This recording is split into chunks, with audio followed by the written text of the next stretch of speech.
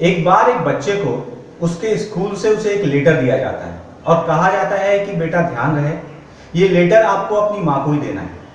वो बच्चा काफ़ी खुश होता है और काफ़ी एक्साइटेड होकर घर आता है और वो लेटर अपनी माँ को देकर कहता है, माँ आपके लिए स्कूल से ये लेटर आया। जब उसकी माँ उस लेटर को पढ़ती है तो वो फूट फूट के रोने लगती है और अपने बच्चे को गले से चिपटा लेती है। वो बच्चा काफ़ी उत्सुक होकर माँ से पूछता है, माँ ऐसा क्या लिखा है इस लेटर में जो आप इतना रोने लगी? माँ बोलती है, बेटा इसमें लिखा है आपका बेटा बहुत ही इंटेलिजेंट है, बहुत ही जीनियस है, बहुत ही बुद्धिमान है। हमारा स्कूल बहुत ही छोटा स्कूल है, हमारे टीचर इतने टैलेंटेड नहीं है। सो हमें लगता है कि अगर हमारे स्कूल में ये बच्चा पढ़ेगा तो इसकी जो प्रतिभा है ये पूरी तरह से निकल के नहीं आएगी, पूरी तरह से डेवलप नहीं होगी। सो हमारा ये विचार है कि इस बच्चे को आपको ही पढ़ाना चाहिए, इसकी एजुकेशन की जिम्मेदारी आपको ही लेनी चाहिए। उस दिन के बाद उसकी माँ ने उस बच्चे को पढ़ाना शुरू किया। जब वो बच्चा 10 साल का हुआ तो उसने अपने घर पे ही एक लैब बना लिया था जहां पर वो कुछ ना कुछ एक्सपेरिमेंट करता रहता था। चूंकि घर की फाइनेंशियल कंडीशन बहुत अच्छी नहीं थी तो वो 12 साल की उम्र से ही अखबार बेचना उसने शुरू कर दिया। वो सुबह से लेकर शाम तक ट्रेन में अखबार बेचता और उसके बाद वो एक्सपेरिमेंट करता। ट्रेन के एक डिब्बे में ही उसने एक छोटा सा लैब बनाया था जहां पर वो एक्सपेरिमेंट किया करता था।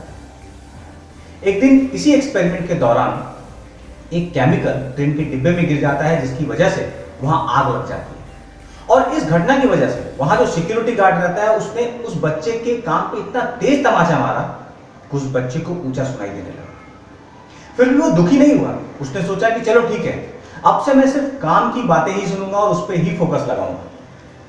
और इस तरीके से वो अपना R&D करता रहा और एक दिन आया जब वो बच्चा एक बहुत बड़ा साइंटिस्ट बना। और उस दिन उसकी माँ जो उसे पढ़ाया करती थी वो बहुत खुश थी।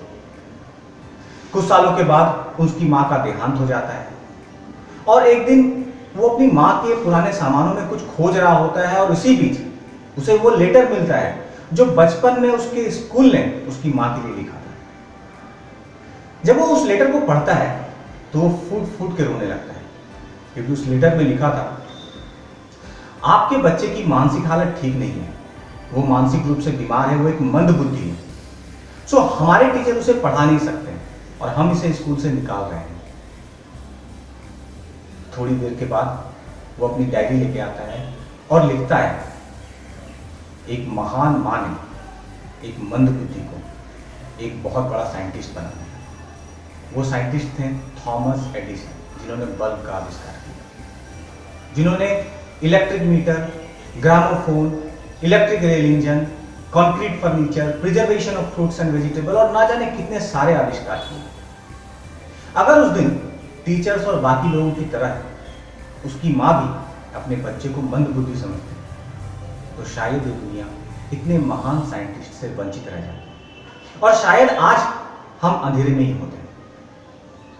सो ये कहानी पावर ऑफ एप्रिसिएशन के बारे में बताती है कि किस तरीके से सिर्फ एप्रिसिएशन की वजह से एक मंद बुद्धि बच्चा विश्व का एक बहुत बड़ा साइंटिस्ट बना। So that's it in this video.